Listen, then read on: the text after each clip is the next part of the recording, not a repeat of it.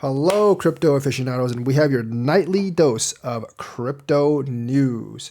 So, the government seems to be playing with us because it gets people very excited and then destroys them afterwards. What do I mean by this? Well, BlackRock's iShares was listed on the DTCC website yesterday, was delisted this morning, and has reappeared right now. So I think that did cause a lot of people to buy, sell, and then buy again, which obviously has hurt them. Now, I think like some people have said this has been happening since August. Maybe it has, but I don't think people were paying attention then. People just started paying attention now. And like I said before in the previous video, the DTCC website actually just went down as well.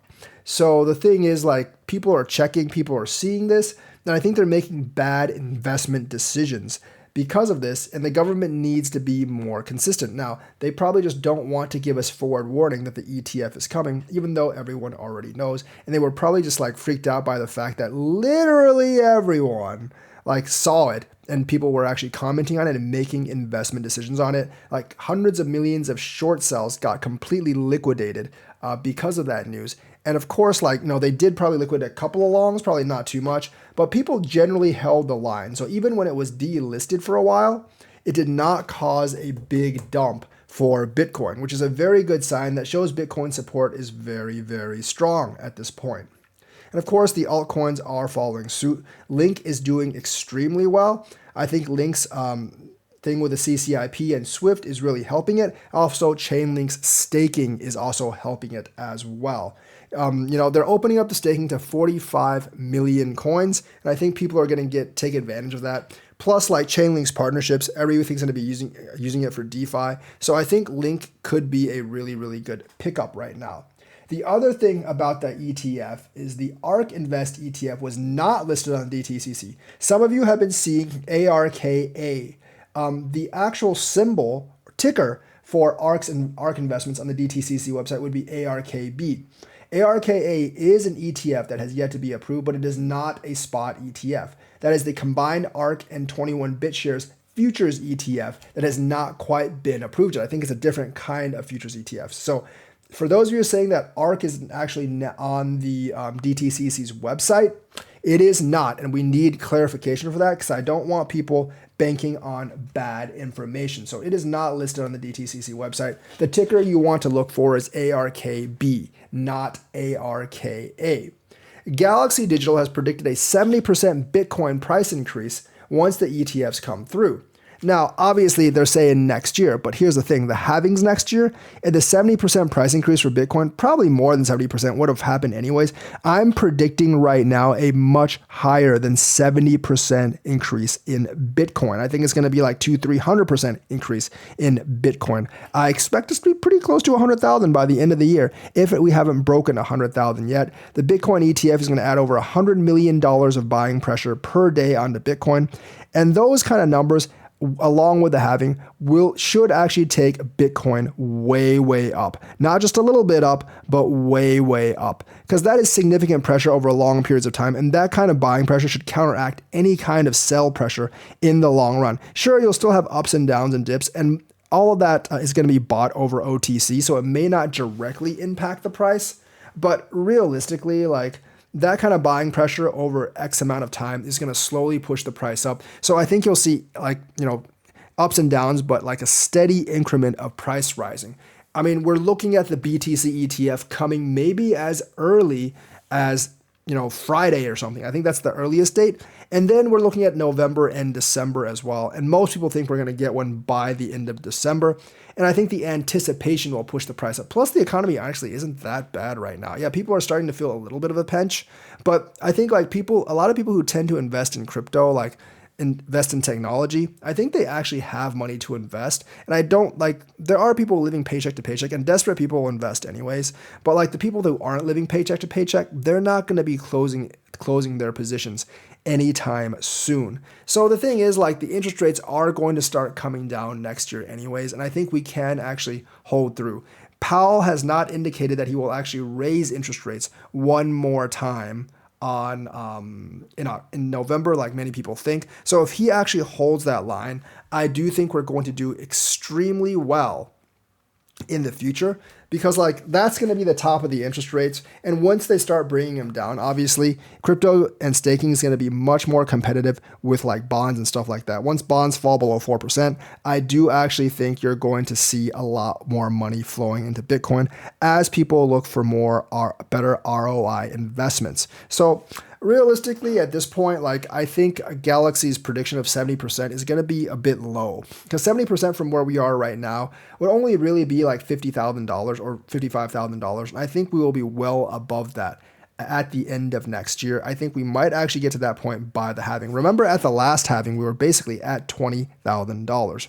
And this time, like when we start to go up, I don't think inflation is going to crash us back down. Now, of course, we don't have the stimulus money to carry us up like last time, but I think that will be like mitigated by the fact that there's nothing like crushing us back down once it does actually start. And people are going to be interested in these assets with BlackRock and other ETFs, guaranteeing them some FDIC protection on their investments. So I do think that prediction is going to be a bit low. The SEC is still trying to disrupt and still trying to delay things. They've actually fined BlackRock $2.5 million. Of course, BlackRock just looked at $2.5 million as pulper money and like, whatever, we'll pay your peasant fines. And it won't really stop BlackRock and what they're trying to do with the ETF. But I think it might just be another SEC delay tactic. They're probably trying to find all the ins and outs of like trying to sue these companies, maybe discourage them, but I don't actually think it's going to work.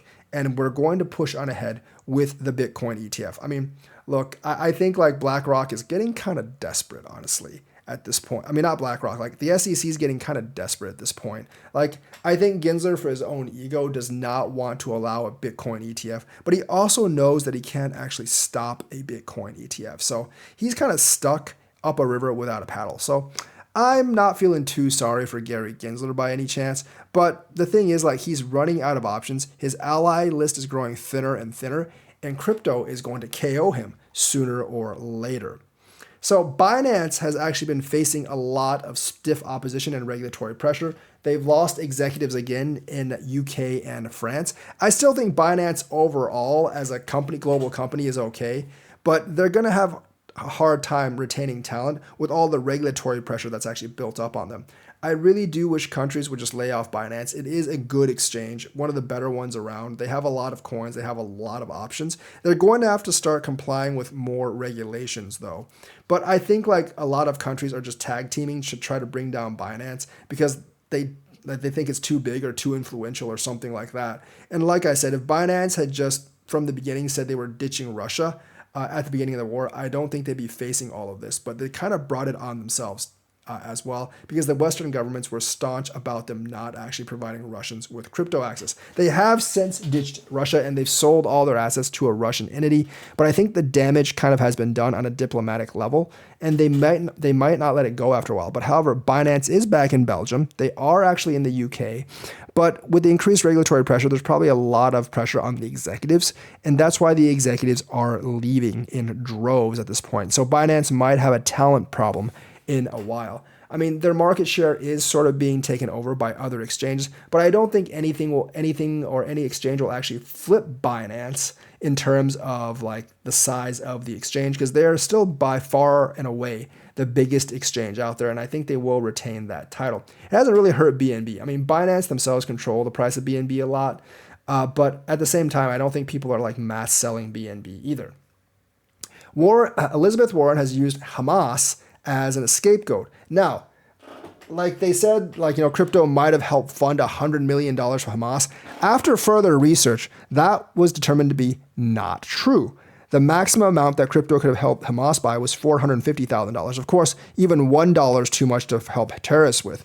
But the thing is, fiat helps Hamas a lot as well. And you're not going to get that number to zero. And $450,000 out of all the transactions that happen with Bitcoin is very negligible. And the thing is, they actually stopped using crypto and Bitcoin because they said it was easier to track than fiat. Fiat paper money is really, really hard to track. I mean, they have serial numbers, but who's spending what? It's very hard to track. And the thing is, that should be actually a reason for government to actually endorse Bitcoin, because it actually does make it easier to track these terrorist companies and these terrorist cells. So I think Elizabeth Warren's excuse against Hamas is like farting in the wind. But I do think some senators and congressmen are going to leap on it as a way to like solidify their anti-terrorist position, which is really bad for crypto. This is how she got those 100 signatures, from a bipartisan coalition against crypto. But I think if you scrutinize the information, if you scrutinize the data, it's going to come out to pretty much nothing. So that's the news for today. Let me know what you think. Like and subscribe, hit that bell notifications button. Thank you and have a nice day.